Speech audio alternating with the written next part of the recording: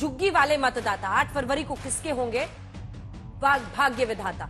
ये सवाल इसलिए क्योंकि आम आदमी पार्टी और बीजेपी दोनों तरफ से दिल्ली की झुग्गियों में रहने वाले 3 लाख परिवारों को लुभाने की कोशिशें खुलकर हो रही हैं। झुग्गी में रहने वाले वोटर क्यों अहम है, उसे ऐसे समझिए, 70 में से 30 सीटें, कुल 70 सीटें दिल्ली की, 70 में से 30 सीटें ऐसी हैं जहां झुग्गी वाले मतदाता हार जीत में अहम भूमिका निभाते हैं।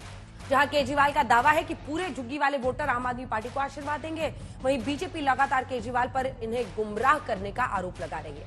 दरअसल केजरीवाल कह रहे हैं कि बीजेपी की नजर झुग्गी की जमीनों पर है और बीजेपी वाले चुनाव के बाद इनसे जमीन खाली करवाकर बड़े कारोबारियों को बेच देंगे। झुग्गी की जमीन पर लैंड यूज को लेकर एलजी और आप सरकार के बीच भी आरोप प्रत्यारोप का सिलसिला जारी है। पूरी रिपोर्ट आपको दिखाएंगे। आज जाट प्रतिनिधि मंडल ने केजरीवाल से मुलाकात कर उनका आभार जताया। बीजेपी और आप में इस बात में ठन गई है कि जाटों का असली हितैषी कौन।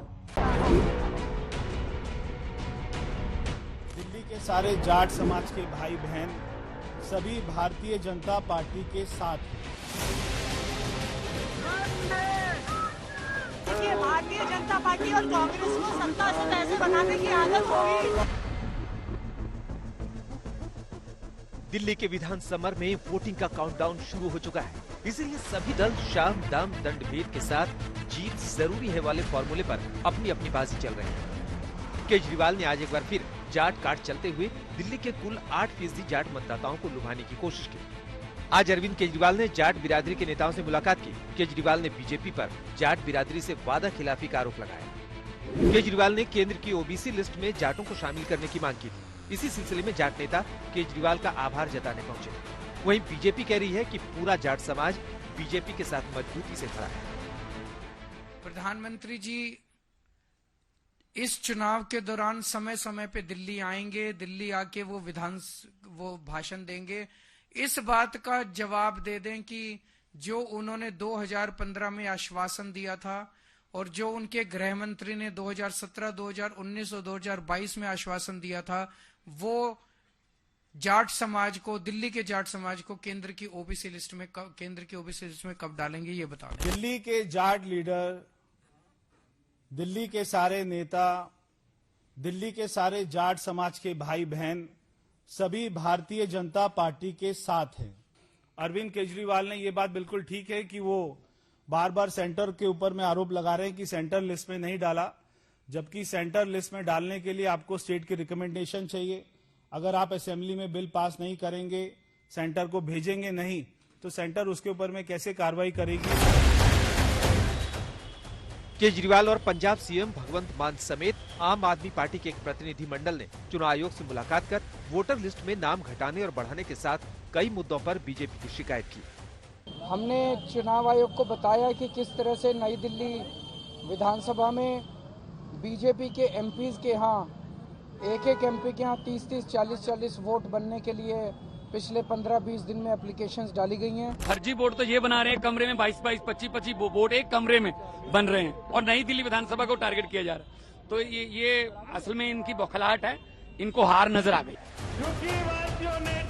उधर दिल्ली में झुग्गी में रहने वाले वोटरों पर चुनावी झगड़ा बेहद दिलचस्प हो गया। 2 दिन पहले अमित शाह चुनाव मैदान में उतरे थे, झुग्गी झोपड़ियों के विकास का वादा किया था, समस्याओं से मुक्ति की बात की थी। उसके बाद केजरीवाल आए और झुग्गियों की जमीन कारोबारियों को देने का आरोप लगाया। दिल्ली की हर झुग्गी की प्लानिंग करके बैठे हैं ये लोग। 5 साल तो छोड़ो, 1 साल के अंदर दिल्ली की सारी झुग्गियां ना तोड़ दें तो अगर बीजेपी को वोट दे दिया दिल्ली के झुग्गी वालों ने, देख लेना तुम अपनी आत्महत्या के ऊपर साइन कर रहे हो। शकूर बस्ती की झुग्गियों के विषय में जो बयान दिया वो सरासर झूठ है। उन्होंने 27 दिसंबर की डीडीए की बैठक का हवाला देते हुए कहा कि एलजी ने इस जमीन का लैंड यूज चेंज कर दिया है। डीडीए ने ना तो इस बस्ती का लैंड यूज चेंज किया है और ना ही डीडीए ने कोई इविक्शन अथवा डिमोलिशन नोटिस दिया है। अब सुनिए अमित शाह ने झुग्गी पर हो रही सियासत पर क्या कहा। 5 फरवरी को झुग्गियों ने मुक्ति प्राप्त करनी है गंदगी से, गंदे पानी से। 5 फरवरी को मुक्ति प्राप्त करनी है असंवेदनशील सरकार से। राज्य की राजधानी में गंदा और बदबूदार पानी मिलता है, झुग्गी वाले हमें पूछ रहे हैं, दुनिया में सबसे प्रदूषित शहर दिल्ली क्यों है?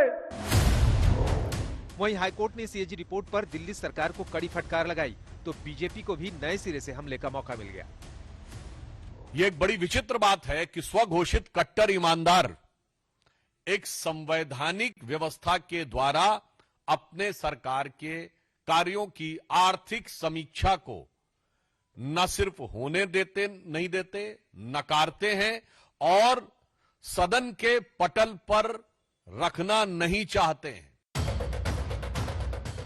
उधर दिग्गजों के नामांकन का दौर भी शुरू हो गया है। सीएम और कालकाजी सीट से आप प्रत्याशी आतिशी कल नामांकन दाखिल करेंगी। आज उन्होंने पूर्व डिप्टी सीएम और जंगपुरा से आप प्रत्याशी मनीष सिसोदिया के साथ रोड शो कर शक्ति प्रदर्शन किया।